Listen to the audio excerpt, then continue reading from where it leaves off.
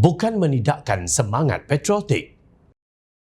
Terperanjat satu Malaysia apabila pemilik kedai makan di Pantai Cenang menjual satu hidangan ayam goreng kunyit bodoh berharga RM20.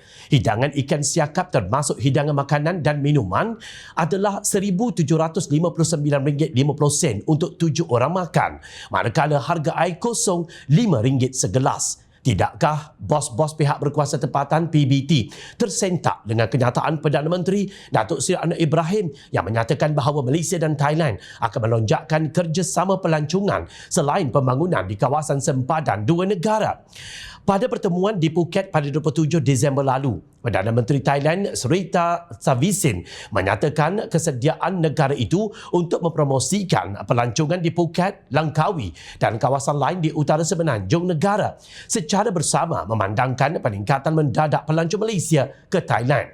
Ia diakui sendiri Presiden Persatuan Hotel-Hotel Songkla, Hatnyai Songkla Hotels Association, Sitipong Siti Prapa, yang berkata daya tarikan Hatnyai yang tidak dapat dinafikan terletak pada gabungan pilihan makanan yang enak dan beraneka, akses yang mudah dan pilihan penginapan pada harga berpatutan yang menarik minat ramai rakyat negara ini.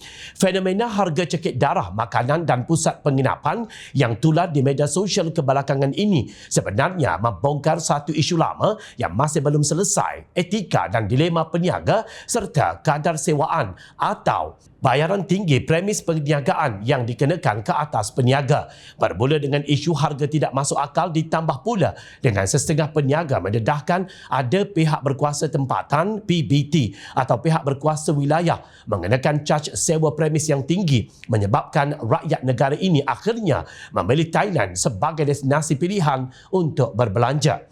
Apakah rantaian masalah ini hanya mendapat perhatian apabila pengguna memaparkan isu ini di media sosial, baru pihak berkuasa hendak masuk campur tangan? Bagaimana pula dengan PBT yang dilihat sengaja mengenakan harga sewaan tinggi dan kos berkenaan terpaksa dibebankan kepada rakyat menerusi peniaga yang terpaksa menaikkan harga makanan? Siapa pula yang berani menegur mereka ini, dan adakah kerajaan negeri menyemak atau memantau kadar sewaan premis hingga peniaga pula yang akhirnya dipersalahkan kerana terpaksa menaikkan harga makanan? Tidakkah mereka terfikir dengan menekan rakyat yang sudah pun tertekan dengan harga di negara sendiri menyebabkan mereka meneropong negara jiran sebagai destinasi untuk melancong? Contoh paling jelas, hujung bulan lalu sahaja puluhan ribu malah ratusan ribu rakyat Malaysia menyeberang ke Hatnyai, Phuket dan beratus-ratus destinasi lain semata-mata mencari jalan keluar yang akhirnya merugikan negara.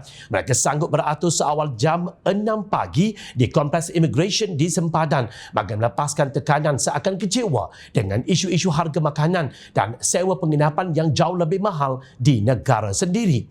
Harapan Madani menganggarkan lebih 20,000 rakyat mengunjungi selatan Thailand setiap hari sepanjang musim cuti sekolah hujung tahun lalu dengan menyumbang kira-kira 2 bilion baht untuk ekonomi negara itu yang menambahkan lagi aliran keluar masuk negara puluhan bilion ringgit jumlahnya. Bukan untuk menidakkan semangat patriotik rakyat, tetapi sebelum mahu melihat kejayaan menarik pelancong asing ke negara ini sempena tahun melawat Malaysia TMM 2025, utamakanlah pelancong tempatan dengan sewa bilik yang berpatutan, harga makanan yang munasabah dan naik taraf destinasi pelancongan yang semakin usang. Pelaburan sebeginilah yang ingin rakyat lihat serta berbaloi apabila mereka berbelanja di tanah air sendiri daripada mengemis di negara orang yang belum tentu menjanjikan kepuasan pengalaman sepanjang hayat. Pimpinan negara, PBT, para peniaga sendiri dan pengusaha pelancongan, berbuatlah sesuatu sebelum terlambat. Jangan cekik darah sangat jika anda juga ingin hidup. Makanan atau homestay yang anda usahakan kelihatannya umpama memasukkan pasir ke periuk nasi sendiri. Apa tidaknya harga homestay mengalahkan hotel bertaraf dunia tetapi berbau lipas dan tikus yang meloyakan. Setakat berniaga di hadapan rumah sendiri atau gerai di tanah sendiri, takkanlah harganya mengalahkan hotel 5 bintang. Berpada-padalah. Jangan nanti menjadi itik di air yang mati kehausan atau ayam di kepuk yang mati kelaparan. Kerana apa? Kerana kesilapan sendiri. Kemudian bangsa dan negara lain pula yang dipersalahkan. Sekadar pandangan rakyat marhain. Jangan marah ya.